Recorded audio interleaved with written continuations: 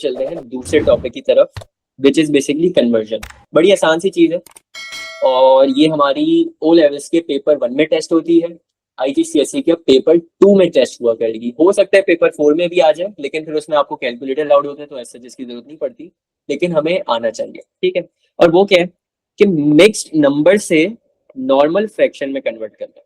ठीक है, जरा यहाँ पे आ जाओ। देखो मिक्स नंबर क्या होता है। मिक्स नंबर ना कुछ इस तरह का दिखता है। एक बड़ा सा नंबर होता है जिसको हम बोलते हैं क्यू, फिर एक नंबर छोटा होता है, नंबर नहीं एक फ्रैक्शन होता है जो कि बड़े नंबर के साथ लगा हुआ होता है, तो उसमें ऊपर वाला नंबर होता है आर, नीचे वाला नंबर होता है डी। ये क्या चीजें होती हैं अभी इस पे बात करते हैं थोड़ी सी देर में, लेकिन अभी के लिए याद कर लो कि मिक्स नंबर जो है ना ये बेसिकली आपकी क्यू आर डी की फॉर्म में लगा हुआ होता है। अच्छा मैंने इसको याद किस तरह किया हुआ था, क्यू आर के थ्रू, क्यू आर कोड्स होते हैं ना, तो मैंने क्यू आर कोड्स के थ्रू इसको क्यू आर डी का नाम दिया हुआ था कि मिक्स नंबर हमेशा क्यू आर डी की फॉर्म में होता है। क्यू बड़ा नंबर है, आर और डी एक फ्रैक्शन है, तो क्यू आर डी की फॉर्म से न्यूमरेटर ओवर डिनोमिनेटर की फॉर्म में किस तरह जाया जाता है, तो वो हम लोग यहाँ पे सीखेंगे।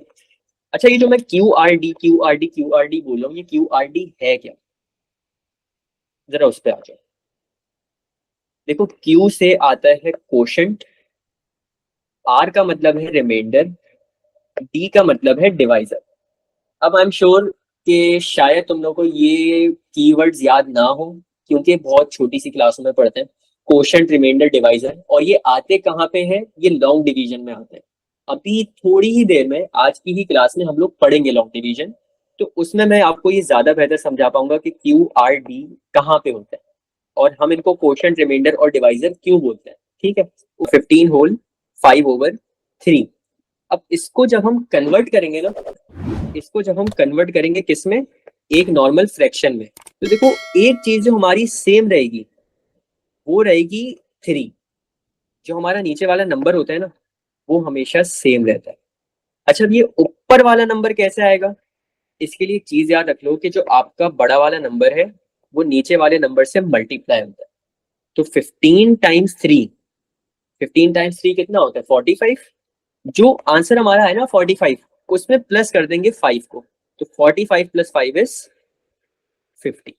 तो ये हमारा आंसर आएगा 50/3। बस हमेशा याद रखना कभी भी आपको मिक्स नंबर से उसमें जाना हो फ्रैक्शन में, तो बड़े वाले नंबर को नीचे वाले नंबर से मल्टीप्लाई करोगे और जो आंसर आएगा उसमें ऊपर वाला नंबर एक दफा प्लस कर दोगे। 4/2/3। सबसे पहली चीज जो हमारी सेम रहेगी वो है डिनोमिनेटर हमारा यानी 3, और अब न्यूमरेटर के लिए 4 को पहले मल्टीप्लाई करेंगे 3 से और इसमें प्लस कर देंगे 2 को, तो 4 3 12, 12 + 2 इज 14, तो इसका आंसर आ जाएगा 14/3। ठीक है, आगे आ जाओ। 9/1/2, तो सबसे पहले जो चीज हमारी सेम रहेगी वो रहेगा 2, और ऊपर 9 को मल्टीप्लाई करेंगे 2 से, उसमें प्लस करेंगे 1, तो 9 2 18, 18 + 1 इज 19, 19/2 इसका हमारा आंसर आ जाएगा। इसी तरह थर्ड क्वेश्चन पे आ जाओ। 20 हमारा नीचे लाजमी रहेगा और ऊपर में हम क्या करेंगे 3 को मल्टीप्लाई करेंगे 20 से, इसमें प्लस करेंगे 11, तो 20 टाइम्स 3 इज 60, 60 + 11 इज 71, और 71/20 इसका आंसर आ गया। ठीक है, अच्छा 1 मिनट मुझे बस दो फिर आगे चलते हैं।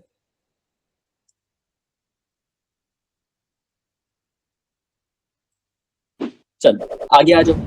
0/3/4।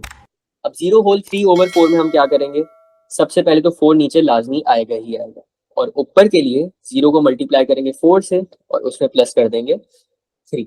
अब देखो होता क्या है, 0 को भले किसी नंबर से डिवाइड करो, जैसे अभी हमने ऊपर किया था 0/3, तो आंसर क्या आया 0। इसी तरह मल्टीप्लाई का भी होता है, 0 को किसी भी नंबर से मल्टीप्लाई करो ना वो 0 ही रहता है, तो 0 × 4 ये तो खत्म हो जाएगा क्योंकि 0 है। 0 में +3 करोगे तो ऊपर क्या रह जाएगा 3 और नीचे क्या रह जाएगा 4, और लास्टली 1/1/2। तो सबसे पहले 2 जो है वो तो नीचे लाजमी आएगा, ऊपर के लिए हम बड़े नंबर को मल्टीप्लाई करते हैं नीचे वाले नंबर से, उसमें प्लस कर देते हैं ऊपर वाला नंबर, तो 1 टाइम्स 2 इज 2, 2 + 1 इज 3, 3/2 इसका आंसर आ जाए। ठीक है, ये चीज थी कन्वर्जन की। अब इसमें देख लो, एक चीज याद रखना, कैलकुलेटर सिर्फ अपने हाथ में रखो, वो ये कि इसको करने के ना दो तरीके होते हैं। एक तरीका मैंने अभी बताया, एक तरीका ये होता है कि आप होल नंबर से, सॉरी मिक्स नंबर से आप डायरेक्टली किस में जा सकते हो, आप डायरेक्टली डेसिमल में भी जा सकते हो। अभी जो हमने किया है ये होल मिक्स नंबर से फ्रैक्शन में का काम किया है।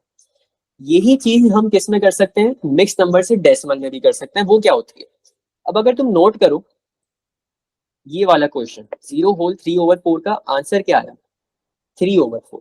ठीक है, फर्क क्या पड़ा, 0 हट गया, 3/4 रह गया। यानी पता है हुआ क्या होगा, असल में ना ये 0 में 3/4 प्लस हो रहा था। तो यानी जो हमारा फ्रैक्शन होता है ना, उसको हम प्लस कर देते हैं बड़े वाले नंबर पे। तो 0 में जब प्लस किया 3/4, तो हमारा आंसर आ गया 3/4। या इसका एक और तरीका, अगर डेसिमल में देना है तो 3/4 को आप अभी हम सीख के आए पीछे, सॉरी अभी हम आगे सीखेंगे कन्वर्जन। कन्वर्जन जब करेंगे तो इसका आंसर आ जाएगा विदाउट कैलकुलेटर 0.75। इसी तरह अगर यहाँ पे देखो, अभी अभी मैंने कहा था कि एक वैल्यू हमारी बड़ी यूज होगी और वो है 1/2 की। 1/2 का क्या मतलब होता है, 1/2 का मतलब होता है हाफ, और हाफ को डेसिमल में हम बोलते हैं 0.5। तो इसका ये मतलब है कि अगर मैं वन में, इसको मैं दूसरे कलर से कर लेता हूँ, अगर मैं वन में 0.5 ऐड करूँ ना, तो आंसर क्या बनेगा, 1.5। और ये तुम जो फ्रैक्शन तुम्हारा है ना, इसको कैलकुलेटर में डेसिमल में कन्वर्ट करके भी देख लेना, आंसर जो है ना वो हमारा सेम ही आ रहा होगा। बस फर्क ये है कि एक दफा हमने इसको फ्रैक्शन में कन्वर्ट किया और दूसरी दफा में हमने इसको डेसिमल में कन्वर्ट किया। पॉइंट इज कि या तो ये कर लो कि जो हमारा यहाँ पे डिनोमिनेटर था वो इधर लिख दिया, फिर बड़े वाले नंबर को नीचे वाले नंबर से मल्टीप्लाई किया, जो आंसर आया उसमें ऊपर वाला नंबर प्लस कर दिया। या डायरेक्टली ये भी कर सकते हो कि जो आपका बड़ा वाला नंबर है उसमें प्लस कर दो फ्रैक्शन को। फ्रैक्शन की ज्यादा टाइम वैल्यू ऐसी होती है जो कि आप विदाउट कैलकुलेटर कन्वर्ट कर सकते हो। जैसे 1/2 है तो ये 0.5 होता है, 3/4 की हमेशा वैल्यू 0.75 होती है। ये भी आपकी एक फेमस वैल्यू है जो कि बहुत काम में आती है। इसमें एक और क्वेश्चन करते हैं फिर आगे बस चलते हैं। 9 होल 1/2, तो इसको हम यूं भी कर सकते हैं कि 9 में प्लस कर दें 0.5, क्योंकि हमें पता है 1/2 का क्या मतलब होता है, 0.5। तो 9 प्लस 0.5 का आंसर आएगा 9.5। और कैलकुलेटर में इसको करके देख लेना कि आपका जो आंसर आ रहा है ना ये 9.5, ये एग्जैक्टली सेम है इस फ्रैक्शन वाली वैल्यू से। इस फ्रैक्शन को जब हम डेसिमल में कन्वर्ट करेंगे तो हमारा आंसर यही बन रहा होगा 9.5 का। ठीक है, ये चीज हो गई। अभी हमने क्या किया, मिक्स नंबर से फ्रैक्शन में जाने का काम। अच्छा, मैंने फ्रैक्शन से पहले ना एक चीज हाइड की हुई थी, अब उसको जरा मैं ले आता हूँ, और वो थी इम्प्रॉपर। ये बस छोटी सी चीज है, वो ये कि देखो इम्प्रॉपर फ्रैक्शन क्या होता है। इम्प्रॉपर फ्रैक्शन वो होता है कि जब आपका जो क्या कहते हैं, आपका न्यूमरेटर जो है वो हमेशा आपका बड़ा होता है, किससे, डिनोमिनेटर से, या तो इक्वल होगा या बड़ा होगा। जैसे कि यहाँ सारे क्वेश्चन देखो, इसको इग्नोर करके, क्योंकि ये एक एक्सेप्शन थी, ये मैंने सिर्फ समझाने के लिए लिखा था, ऐसा कभी आएगा नहीं कि यहाँ राइट साइड पे 0 लिखा हुआ। अब जितने भी इसके अलावा क्वेश्चन देखोगे ना, तो इन सब में आपका न्यूमरेटर जो है वो बड़ा है, 14, 19, 70, 71, 3, और इनके जो डिनोमिनेटर है वो सबके छोटे हैं, इधर 3 है, इधर 2 है, इधर 20 है, इधर 2 है। तो ये हमारा क्या कहलाता है, इम्प्रॉपर फ्रैक्शन। इम्प्रॉपर फ्रैक्शन क्या होता है कि आपका न्यूमरेटर या तो इक्वल होगा या बड़ा होगा, लेकिन छोटा नहीं हो सकता। और ये वाली मैंने बात बता दी कि ये जो क्वेश्चन था ये सिर्फ समझाने के लिए था, लेकिन इसमें चीज ये कि कभी यहाँ पे 0 लिखा हुआ आएगा नहीं। ठीक है, आगे चलते हैं। आगे इसका ऑपोजिट है। अभी हमने क्या किया, मिक्स नंबर से इम्प्रॉपर फ्रैक्शन में गए। अब इम्प्रॉपर फ्रैक्शन से मिक्स नंबर में कैसे जाएंगे, वो बड़ा आसान सा काम है, देख लो जल्दी से। 7/3, देखो हमें एक चीज पता है कि मिक्स नंबर और नॉर्मल फ्रैक्शन जो है हमारा, इनका डिनोमिनेटर सेम रहता है। तो सबसे पहले तो यहाँ पे लिख दोगे 3। ठीक है, अच्छा 3 को किसी ऐसे नंबर से मल्टीप्लाई करो कि 3 से तो बड़ा हो जाए, या 3 के इक्वल हो लेकिन 7 से छोटा रहे। ठीक है, तो हमें पता है कि 3 को अगर हम 2 से मल्टीप्लाई कर दें ना तो 6 बन जाता है। तो हम यहाँ पे लिखेंगे 2। हमने क्या किया, सबसे पहले जो हमारा डिनोमिनेटर था उसको एज इट इज लिख दिया। फिर हम ये 3 को एक ऐसे नंबर से मल्टीप्लाई करते हैं कि या तो वो नंबर 3 हो या 3 से बड़ा हो। तो हमने क्या किया, हमने 3 को मल्टीप्लाई किया 2 से, तो बनता क्या है 6। अच्छा, यहाँ पे हम ऐसा नंबर क्यों लिख रहे हैं कि 3 से बड़ा हो या 3 के इक्वल हो? वो इस वजह से लिख रहे हैं कि अब हमें पता है कि अगर हम यहाँ पे ऐसा नंबर लिखें कि 2 और 3 को मल्टीप्लाई करूं तो क्या बनेगा 6, और ऊपर वाले नंबर को उसमें क्या करते हैं प्लस। तो अगर मैं यहाँ पे 1 लिख दूं ना तो ये हमारा डायरेक्टली कन्वर्ट हो जाता है। देखो ये तरीका शॉर्टकट है। अभी मुझे पता है कि पहली दफा में ना किसी को समझ नहीं आया होगा, तो एक दफा मैं इसको वापस एक्सप्लेन कर रहा हूँ, फिर हम आगे चलेंगे। देखो क्या बोला मैंने, कभी भी एक फ्रैक्शन को, अच्छा कौन सा fraction, improper fraction. Improper fraction कौन सा होता है, जिसका न्यूमरेटर या तो बड़ा होगा या इक्वल हो। तो ये सिर्फ इम्प्रॉपर फ्रैक्शन की बात है। आप ये चीज दूसरे वाले फ्रैक्शन पे नहीं कर सकते जो कि होता है आपका प्रॉपर फ्रैक्शन। ये इम्प्रॉपर है। ठीक है, क्या करना है, यहाँ का डिनोमिनेटर देखो, वो डिनोमिनेटर आपका सेम होता है हमेशा, तो वो हमने डायरेक्टली 3 लिख दिया था। अब ये 3 को ना हमने एक ऐसे नंबर से मल्टीप्लाई करना होता है कि वो नंबर या तो 3 के इक्वल हो या 3 से बड़ा हो, लेकिन ये जो ऊपर नंबर लिखा हुआ है ना 7, इससे छोटा हो। तो हमने देखा कि हम 3 को 2 से मल्टीप्लाई कर सकते हैं, तो हमने लिखा यहाँ पे 3 को मल्टीप्लाई करवाया 2 से। अब अगर तुम पीछे जाओ तो देखो होता क्या था, बड़ा वाला नंबर नीचे वाले नंबर से मल्टीप्लाई होता था और जो आंसर आता था उसमें ऊपर वाला नंबर प्लस कर दिया करते थे। तो यहाँ पे अगर तुम देखो तो हो क्या रहा है, हमने यहाँ पे 3 लिखा था सबसे पहले, उसको मल्टीप्लाई किया 2 से, तो 3 टाइम्स 2 का आंसर क्या आता है, ओ सॉरी 3 टाइम्स 2 का आंसर क्या आता है 6। अब 6 में मैं क्या प्लस करूं कि 7 बन जाए, तो हमने प्लस करना होता है 1। ये तरीका था शॉर्टकट। अभी मैं पहले चारों क्वेश्चन का शॉर्टकट करवाऊंगा, फिर इसका मैं एक्चुअल मेथड भी करवा दूंगा, अगर किसी को वो करना है तो वो कर सकते हैं। ठीक है, चलो आगे आ जाओ। 23/8। देखो सबसे पहली चीज जो हमारी सेम रहेगी वो है हमारा डिनोमिनेटर, ये 8 आ गया। 8 को किसी ऐसे नंबर से मल्टीप्लाई करो कि वो 8 के या तो इक्वल हो या 8 से बड़ा हो, लेकिन इस 23 से छोटा हो। तो 8 का जरा टेबल पढ़ो, 8 1 जा 8, 8 2 जा 16, 8 3 जा 24। तो देखो मैं यहाँ 3 नहीं लिख सकता। क्यों नहीं लिख सकता, क्योंकि हमारा मैक्सिमम लिमिट जो है ना वो 23 तक जाने की है, लेकिन अगर हम 3 लिख देंगे ना तो ये 24 बन जाएगा। तो हम क्या लिखेंगे यहाँ पे 2, 8 टाइम्स 2 इज 16। अब 16 में मैं क्या प्लस करूं कि वो 23 बन जाए। 16 में हमें आई थिंक 9 प्लस करना पड़ेगा। मैं एक मिनट जल्दी से देख लेता हूँ, 23 माइनस 16, 7 प्लस करना पड़ेगा। तो 16 में हम अगर 7 को प्लस कर दें तो ये हमारा क्या बन जाएगा पूरा, ये वाला फ्रैक्शन। ठीक है, आगे आ जाओ। 8/6। देखो हमारा डिनोमिनेटर हमेशा सेम रहेगा। अब 6 को किससे मल्टीप्लाई करूंगे, 8 से छोटा रहे, तो वो एक ही नंबर है, 6 को 1 से मल्टीप्लाई करोगे क्योंकि 6 2 12 होता है और वो 8 से आगे पहुंच जाएगा। अब 6 1 6, 6 में क्या ऐड करूंगे 8 बने, वो है 2। ये हमारा कन्वर्ट हो गया। एक और देख लो, 49/11। 11 हमारा डिनोमिनेटर में एज इट इज आएगा, और अब 11 को किससे मल्टीप्लाई करूंगे 49 से छोटा रहे, तो वो है 4। 11 4 जा 44, 44 में क्या ऐड करेंगे 49 बने, वो है नंबर 5। जो नंबर ऐड करना होता है ना वो ऊपर आता है हमेशा। ठीक है, और जो नंबर हमने मल्टीप्लाई करना है वो हमेशा लेफ्ट साइड पे आता है। अच्छा एक चीज इसमें ये होती है कि अभी तो ये मैं एग्जांपल्स करवा रहा हूँ ना, तो ये सिर्फ समझाने के लिए, लेकिन पेपर में आपके जो ये नंबर्स होंगे ना, हो सकता है कि वो अनसिम्प्लीफाइड हो, क्योंकि ये जो आप इन चीजों पे जब पहुंचोगे ना फ्रैक्शंस पे, तो वो डायरेक्टली ये नहीं होगा कि आपको नंबर इस तरह का फ्रैक्शन दे देगा और बोलेगा कि इसको कन्वर्ट कर दो। ये छोटी क्लासों में सिखाने के लिए सिर्फ होता है।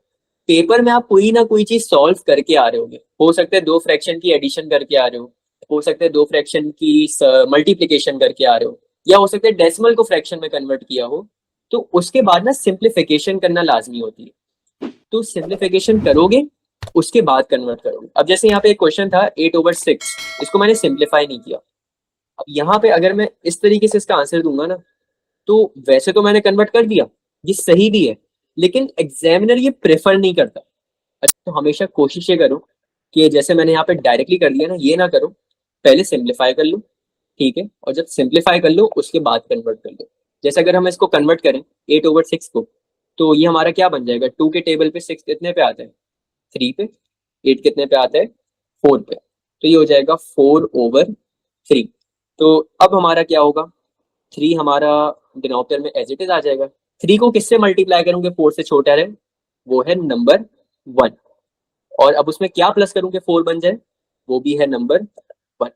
अब इसमें और इसमें फर्क क्या है, देखो ये चीजें सेम है, बस फर्क ये कि हमने यहाँ पे सिंप्लीफाई नहीं की, या अगर हम डायरेक्टली क्वेश्चन में सिंप्लीफाई कर लेते हैं या हम यहाँ पे सिंप्लीफाई कर लेते हैं, चीज सेम ही बन जाती है। अब जैसे यहाँ पे अगर तुम देखो तो 2 × 1 = 2, 2 × 3 = 6, तो ये भी क्या फ्रैक्शन बन जाएगा, 1/1/3। ये वो सारी चीजें हैं जो कि पॉसिबिलिटीज है, ठीक है। क्या क्या पॉसिबिलिटीज थी कि या तो हमने डायरेक्टली क्वेश्चन को सिंप्लीफाई कर लिया, और क्वेश्चन को सिंप्लीफाई करने के बाद हमने इसको कन्वर्ट कर लिया, या हमने ये किया कि पहले हमने क्वेश्चन को कन्वर्ट कर दिया और जो हमारा आंसर आया ना उसमें हमने फ्रैक्शन को सिंप्लीफाई कर लिया। तो ये डिफरेंट डिफरेंट चीजें कर सकते हो। अब ये डिपेंड करता है कि एग्जामिनर की रिक्वायरमेंट क्या है। कभी कभी एग्जामिनर ये बोलेगा कि give your answer in decimals, तो आप आंसर दोगे डेसिमल। कभी कभी एग्जामिनर ये बोलेगा कि give your answer in mixed number, तो आप फिर पीछे वाला काम करोगे, सॉरी ये वाला काम करोगे जो अभी हमने सब में किया। कभी कभी एग्जामिनर बोलता है कि give your answer in improper fraction या प्रॉपर फ्रैक्शन, उसमें फिर हम ये वाला काम करते हैं। ऑल डिपेंडिंग की रिक्वायरमेंट क्या है, तीनों रिक्वायरमेंट हो सकती है, ठीक है। जो रिक्वायरमेंट होगी उस हिसाब से हम चीजों को सॉल्व करेंगे। दूसरा मेथड क्या है, लॉन्ग डिवीजन मेथड। 7/3 था ना, लॉन्ग डिवीजन इस पे करो, 7 आएगा अंदर, बाहर आएगा 3। अच्छा, क्या 3 के टेबल पे 7 आता है, तो 3 के टेबल पे 7 नहीं आता, लेकिन 7 से छोटा आता है। 7 से छोटा क्या आता है, 6 आता है, तो 6 को यहाँ लिखेंगे, यहाँ पे लगाएंगे माइनस का साइन, और कितने पे 6 आता है, 2 पे, तो 2 को लिख दिया ऊपर, तो 7 - 6 का आंसर रह गया 1। अच्छा, क्या 3 के टेबल पे 1 आता है, 3 के टेबल पे 1 नहीं आता। तो अब जिस नंबर से हमने डिवाइड करना था वो नंबर बड़ा हो गया, और जो नंबर हमारा रह गया है वो नंबर छोटा हो गया। तो जब ऐसा होता है ना, हम यहाँ पे लगाते हैं फुल स्टॉप। और अब जो मैं शुरू से कीवर्ड यूज करता हुआ आ रहा हूँ ना, QRD का, वो यहाँ पे तुम लोग को समझ आएगी। देखो, एक चीज याद रखना कि ये जो जिस नंबर से हम डिवाइड करते हैं ना, जो कि बाहर होता है, ये होता है डिवाइजर। जो आखिरी में बचा हुआ होता है ना, ये होता है रिमाइंडर। रिमाइंडर का मतलब होता है बचा कुचा, आखिरी का सामान। और ये जो सर पे चढ़ा हुआ होता है ना, ये होता है कोशेंट। तो अगर अब तुम नोट करो, कोशेंट की जगह हमने क्या लिखा हुआ है, 2, रिमाइंडर की जगह हमने क्या लिखा हुआ है, 1, और डिवाइजर की जगह हमने क्या लिखा हुआ है, 3। तो QRD इस वजह से इसको बोला जाता है, ठीक है। इसका मैं एक और क्वेश्चन करवा रहा हूँ और बस फिर हम अगले टॉपिक पे चलेंगे। आ जाओ, 23/8। सबसे पहले 23 और नीचे आपका आ गया 8। चलो जी, क्या 8 के टेबल पे 2 आता है, 8 के टेबल पे 2 नहीं आता। तो अब हमें दोनों नंबर को एक साथ देखना पड़ेगा। क्या 8 के टेबल पे 23 आता है, तो 8 के टेबल पे 23 भी नहीं आता। तो क्या आता है, 8 के टेबल पे 16 आता है, ठीक है। 23 से छोटा 16 आता है, कितने पे आता है, 2 पे। अच्छा, 23 - 16 करो, कितने रह जाएंगे, 23 - 16, 7 रह जाएंगे। तो ये 8 क्या था हमारा, डिवाइजर। ये जो ऊपर सर पे चढ़ा हुआ है ये क्या होता है, कोशेंट। और ये जो आखिरी में रह गया ये क्या है, रिमाइंडर। तो हमारी फॉर्म क्या होती है, QR/D, QRD की फॉर्म होती है। तो कोशेंट में हमने क्या लिखा हुआ है, 2, ऐसा ही है।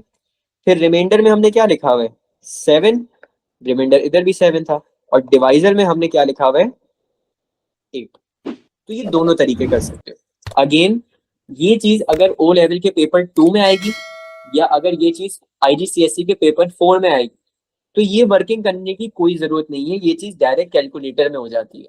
ठीक है, वो अलग बात है कि क्वेश्चन की रिक्वायरमेंट ये हो कि शो योर वर्किंग्स, फिर आप वर्किंग शो करोगे। अगर ऐसा कुछ नहीं बोला तो डायरेक्ट कैलकुलेटर में कर लेना, ये वर्किंग करने की कोई जरूरत नहीं। हमेशा स्मार्ट काम करो, हार्ड काम से दूर रहो। लेकिन पेपर 1 में ओ लेवल्स के और पेपर 2 में आईजीसीएसई के ये चीज विदाउट कैलकुलेटर करनी होती है, उसमें आपको ये वर्किंग शो करना लाजमी है। शो नहीं करोगे तो हो सकता है वर्किंग का मार्क कट।